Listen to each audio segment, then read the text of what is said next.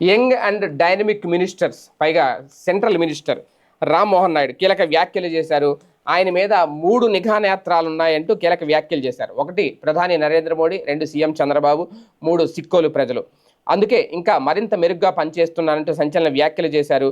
తాజాగా సిక్కోలు జిల్లా ప్రజలు అలాగే వీళ్ళంతా నా పనితీరును తూనికతో కొలుస్తున్నారు ఈ ముగ్గురు కూడా అంటూ చెప్పుకొచ్చారు కేంద్ర మంత్రి రామ్మోహన్ నాయుడు. అందుకే ఎప్పటికప్పుడు మెరుగ్గా పనిచేసేందుకు ప్రయత్నిస్తున్నాను అన్నారు. శ్రీకాకుళం జిల్లాలో నిర్వహించిన మినీ మహానాడులో ఆయన మాట్లాడారు. దేశంలో కొత్తగా 50 ఎయిర్పోర్ట్లు ఏర్పాటు చేస్తున్నామని, వీటిలో శ్రీకాకుళం జిల్లా పలాస కూడా ఒకటి ఉంది అని చెప్పుకొచ్చారు. ఎందుకంటే ఆయన ఈ మధ్యన చాలా వేగంగానే నిర్ణయాలు తీసుకుంటున్నారు. తాజాగా కూడా విమానాలకు సంబంధించి విజయవాడ, విశాఖపట్నం నుంచి విజయవాడ విమాన సర్వీసును ప్రారంభించడం కానీ, అలాగే హైదరాబాద్ విమాన సర్వీసులు ప్రారంభించడం కానీ, మన కర్నూలు నుంచి కూడా విమాన సర్వీసు ప్రారంభించారు. కర్నూలు నుంచి విజయవాడ ఇలాగ. అంటే ఆయన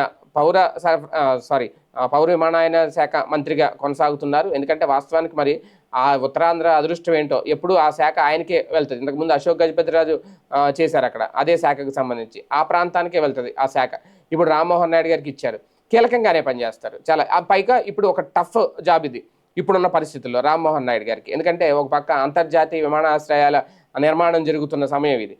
అక్కడ ఉత్తరాంధ్రలో అక్కడ భోగాపురం ఎయిర్పోర్ట్ కానీ, రేపొద్దున ఇక్కడ కూడా ఒక అంతర్జాతీయ విమానాశ్రయం నిర్మించాలి అని చెప్పి తలపెట్టబోతున్నారు. ఆల్రెడీ చంద్రబాబు నాయుడు గారు దానికి సంబంధించినంత నివేదిక కూడా సిద్ధం చేస్తున్నారు.